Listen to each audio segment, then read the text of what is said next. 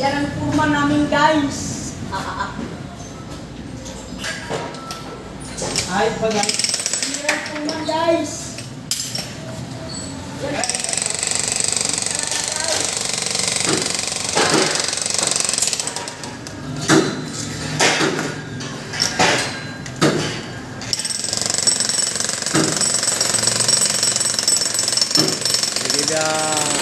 Niliba nila yung poste, dudugtungan ka.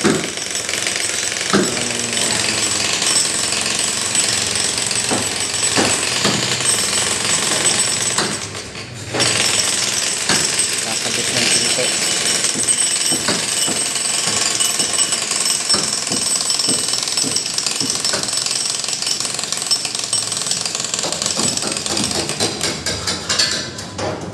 Guys, electrician, guys. Ibon pa, guys. Ito yung electrician na malupit.